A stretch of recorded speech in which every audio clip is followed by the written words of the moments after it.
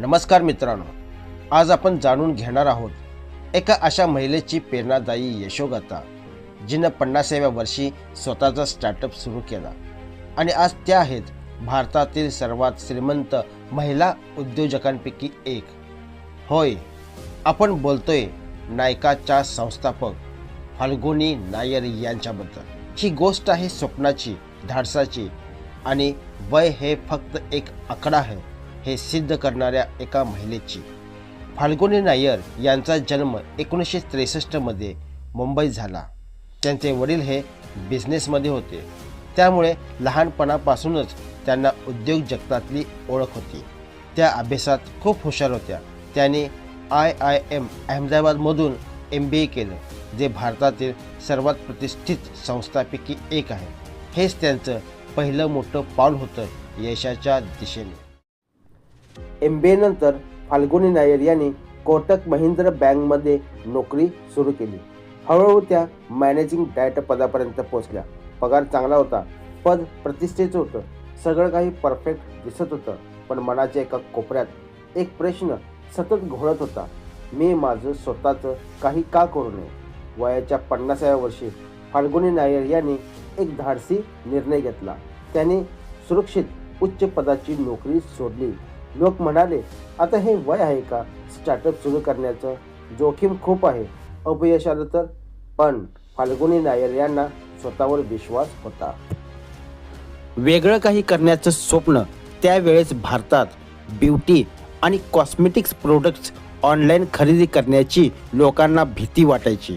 Fake products, quality issues, ट्रस्टचा अभाव. फाल्गुनी नायर यांनी ही समस्या ओळखली आणि जन्म झाला नायका.comचा.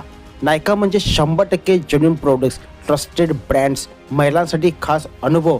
हे फक्त एक ई-कॉमर्स वेबसाईट नव्हतं, तर महिलांचा विश्वास जिंकणारं व्यासपीठ होतं. सुरुवात सोपी नव्हती. लोक ऑनलाईन कॉस्मेटिक्स घ्यायला तयार नव्हते. मोठ्या ब्रँड्सना नायकावर यायला पटवणं कठीण होतं.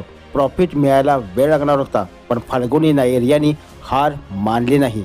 त्या स्वतः ग्राहकांशी बोलायच्या, ब्रँडसोबत मीटिंग्स घ्यायच्या आणि नायकाचा प्रत्येक डिटेल स्वतः पाहायच्या. हळूहळू नायका लोकप्रिय होऊ लागलं. नायका फक्त प्रोडक्ट्स विकत नव्हतं, तर एज्युकेशन प्लस एक्सपिरियन्स देत होतं. याचमुळे ग्राहकांचा विश्वास वाढत गेला आणि 2021मध्ये नायकाने IPO लॉन्च केला आणि तो प्रचंड यशस्वी ठरला. एका दिवसातच फाल्गुनी नायर या भारताच्या सर्वात श्रीमंत सेल्फ मेड महिला उद्योजिका बनल्या. त्यांची संपत्ती अब्जावधी रुपयामध्ये पोचली. पण तरीही त्या आजही साधेपणाने, आत्मविश्वासाने आणि विजनसोबत काम करताना दिसतात.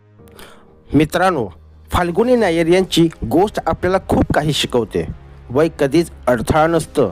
सुरक्षतेपेक्षा स्वप्न मोठं ठेवा. ग्राहकांचा विश्वास सर्वात महत्त्वाचा. सातत्य आणि संयम ठेवा. स्वतःवर विश्वास ठेवा. जर तुम्हाला कधी वाटत असेल की आता उशीर झाला आहे, तर फाल्गुनी नायर यांची ही गोष्ट आठवा. 50व्या वर्षी सुरू केलेला प्रवास आज लाखो लोकांसाठी प्रेरणा बनला आहे. स्वप्न पहा, धाडस करा आणि स्वतःची नायका तयार करा. जर तुम्हाला हा व्हिडिओ आवडला असेल तर लाईक, शेअर आणि चॅनल सबस्क्राईब करायला विसरू नका. धन्यवाद. पुन्हा भेटूया अशाच एका प्रेरणादायी यशोगाथेसह.